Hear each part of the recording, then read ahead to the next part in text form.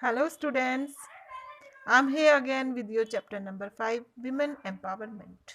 Last chapter में हमने discuss किया था कि किस तरह से सोशली जो बायसेस क्रिएट किए गए थे वो विमेन के काम को अंडरमाइन करते रहे। इंडिया में एनएसएस का एक सर्वे हुआ 2004-5 में, तो इसमें पाया गया 83.6% विमेन एग्रीकल्चर में इंगेज्ड हैं और उनके द्वारा किया गया काम अनरिकॉग्नाइज्ड है, उसकी कोई पहचान नहीं है। और कुछ एक्सपर्ट्स का तो ये भी मानना है कि अगर इस सारे काम को जो विमेन करती हैं उसको एक अकाउंट में लिया जाए तो जीडीपी जो है वो एकदम बहुत तेज़ी से बढ़ जाएगी। तो टाइम चेंज होने के साथ साथ विमेन बाहर काम करने जा रही है, लेकिन कुछ ट्रेडिशनल स्टीरियोटाइप्स जो हैं वो उनकी अपॉर्चुनिटी को लिमिट करते हैं। स्टीरियोटाइप उन्हें रोकता है अनयूजुअल प्रोफेशंस को चुनने में। जैसे कि क्लास 6 में भी आपने डिस्कस किया, स्टीरियोटाइप क्या होता है? एक ट्रेड्स का वो ग्रुप होता है जिसमें कि किसी स्पेसिफिक सोशल ग्रुप के मेंबर्स एक नैरो माइंडनेस को लेकर के चलते हैं। नैरो माइंडेड पीपल होते हैं और वो कुछ सोच उनकी जो पुराने टाइम से चलती आ रही है उसी को बाकायदा मेंटेन रखते हैं। तो सोशल नॉर्म्स जो है इसमें विमेन रोल प्ले करती है जो कि केयर गिवर का एक पार्ट होता है। ट्रेडिशनल वैल्यूज़ इस तरह से इन्फ्लुएंस करती हैं कि उन्हें चॉइस नहीं होती कि वो सब्जेक्ट्स वो जो बॉयज़ लेते हैं वो लें, या माना ये जाता है कि गर्ल्स जो हैं वो साइंस को नहीं संभाल सकती और साइंस एंड टेक्नोलॉजी उनके बस की बात नहीं है क्योंकि वो इन चीज़ों से डील नहीं कर सकती।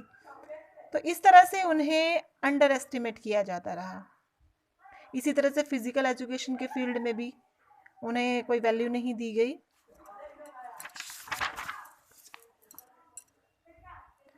तो ये प्रेजुडाइज और स्टीरियोटाइप के चलते बच्चों ने काफ़ी प्रेशर फेस किया। बच्चे काफ़ी प्रेशर फेस करते हैं कि सोसाइटी की जो डिक्टेट्स होती हैं उनको फॉलो करने को, वो अगर नहीं मानते तो, अगर वो इन चीज़ों को वैल्यू नहीं देते तो कई बार पीयर प्रेशर के फॉर्म में प्रेशर आता है, जब ज़्यादातर जो टाइम होता है वो एडल्ट्स की डिमांड के हिसाब से हमें करना होता है, बच्चों को करना होता है, तो एक प्रेशर फील करते हैं वो।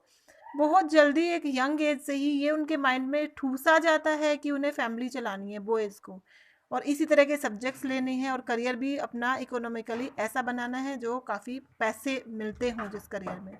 दूसरी तरफ गर्ल्स को एनकरेज किया जाता है कि वो माइल्ड मैनर्ड रहें, नम्र रहें, सुशील रहें, डोसाइल घरेलू बन करके रहें। तो बहुत पहले की जल्दी की एज से गर्ल्स को हाउस होल्ड चोर्स में लगा दिया जाता है और एक्सपेक्ट किया जाता है कि वो एक ऐसा प्रोफेशन चुने अगर वो वर्किंग होंगी भी जो ज़्यादा डिमांडिंग ना हो। बॉयज़ से कहा जाता है कि लड़कियों की तरह डरपोक मत बनो। गर्ल्स से कहा जाता है कि गर्ल्स जो हैं वो सेंसिटिव और फ्रेंडली होनी चाहिए। तो ये सारे सेंटेंसेस उन्हें बचपन से सुना करके जेंडर इनइक्वलिटी को बढ़ावा दिया जाता है। Women and learning in the past. आज स्कूल हमारी लाइफ का एक वाइटल वाइटल पार्ट जो है वो अदा कर रहा है।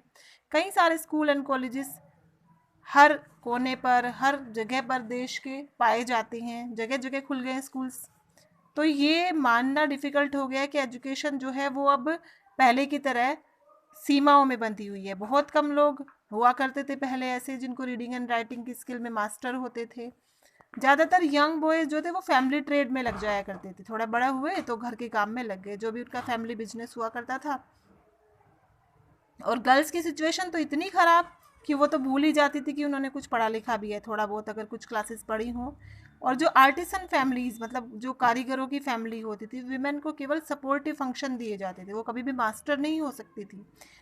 एग्जाम्पल के लिए कि कोई लुहार है, वो टूल्स बनाता है और उसमें विमेन हेल्प करती है, वो उसको खींचती है, वो जो जिसके ज़रिए वो एक चोट मारता रहता है किसी चीज़ को। और इसी तरह से पॉटर, कुम्हार, विमेन कलेक्ट करती है मिट्टी, वो उसको एक तरह से गूंथती है, तैयार करती है, लेकिन उसको कभी भी मास्टर नहीं कहा जाता इस चीज़ का। तो 19th सेंचुरी वो एक एज थी जब नए थॉट्स और एजुकेशन और लर्निंग में फैल रहे थे।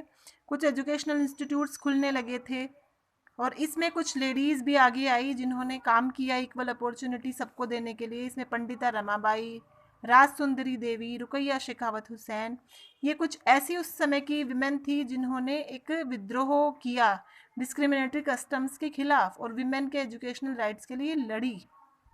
तो सबसे पहले बात कर लेते हैं पंडिता रमाबाई की। वो कभी स्कूल नहीं गई थी, लेकिन उन्होंने पढ़ना और लिखना संस्कृत सीखा, जो उस समय की विमेन के लिए एक एक्स्ट्रॉर्डिनरी काम था।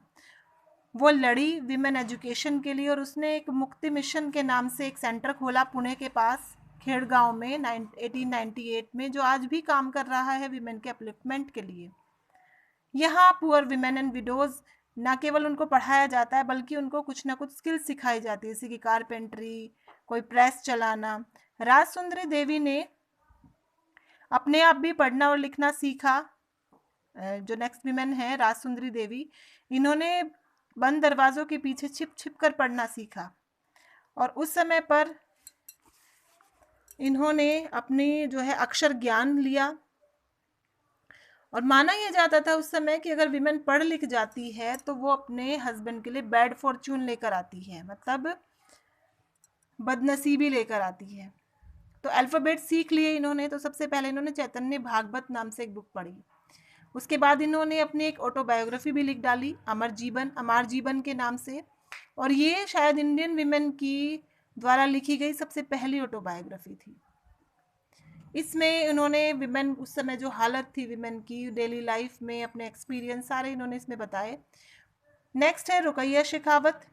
ये एक रिच फैमिली में इनका ये जन्म लिया था इन्होंने, और ये उर्दू में फ्लुएंट थी, लेकिन उस समय पर बांग्ला और इंग्लिश जो थी इनको नहीं पढ़ने दिया गया, नहीं सीखने दी गई। नहीं चाहती थी इनकी फैमिली की पढ़े, क्योंकि इसको कुछ अच्छा नहीं माना जाता था। फिर भी उन्होंने बांग्ला और इंग्लिश सीख ली, किससे?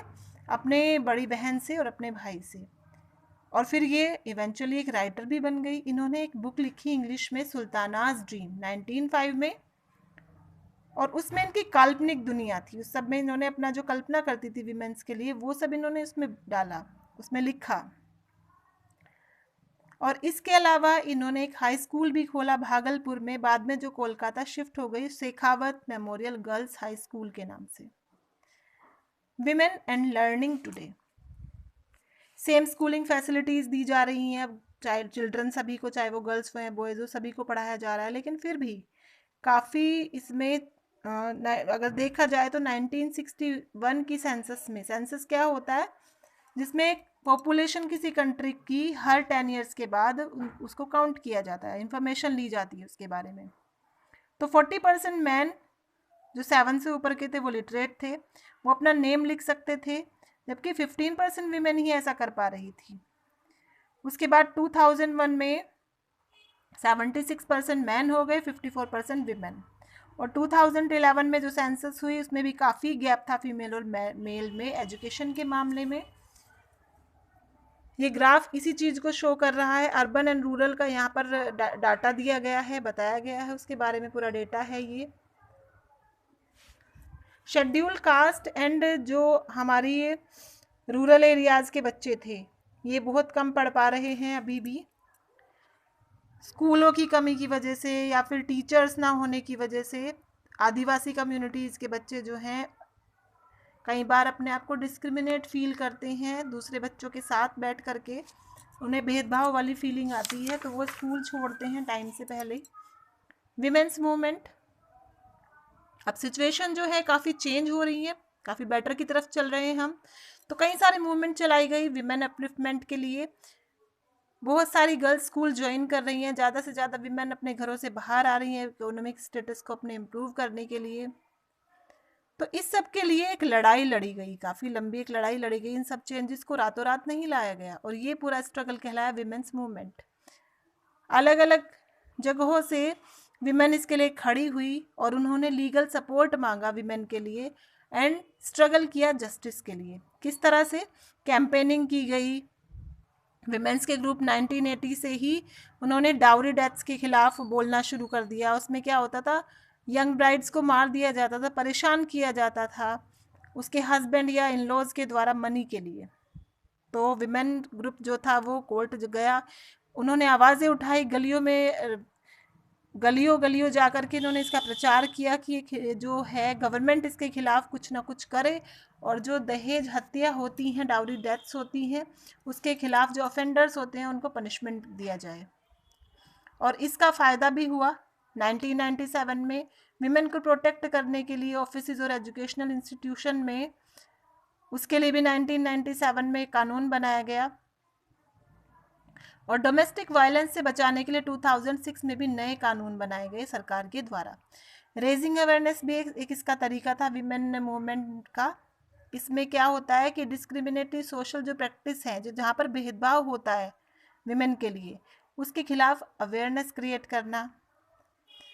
और ये किस तरह से स्ट्रीट प्लेज के थ्रू, डिबेट्स ऑर्गेनाइज करके, डिस्कशन करके, मास मीडिया में जैसे आप देखते हो चैनल्स पे बोलते हैं लोग, प्रोटेस्टिंग, ये विरोध करना होता है, पब्लिक मीटिंग्स रखी जाती हैं। ये भी एक बड़ा मीडियम है किसी का ध्यान खींचने के लिए। जब गवर्नमेंट किसी इशू पर जस्टिस में देरी करती है तो शांति मार्चेस निकाले जाते हैं, रैलीज होती है ताकि गवर्नमेंट का ध्यान खींचा जाए। शोइंग सॉलिडिटी, विमेन मूवमेंट भी एक तरीका है जिसमें डेमोन्स्ट्रेट किया गया कि विमेन जो है, जो सफ़र कर रही हैं, उसके लिए सभी विमेन एक जगह खड़ी हों। इसीलिए हर साल 8 मार्च को इंटरनेशनल विमेंस डे सेलिब्रेट किया जाता है और पूरी दुनिया की विमेन इसको मनाती हैं, सेलिब्रेट करती हैं। तो ये आपका चैप्टर विमेन एम्पावरमेंट कंप्लीट होता है। That's all. ओके बेटा।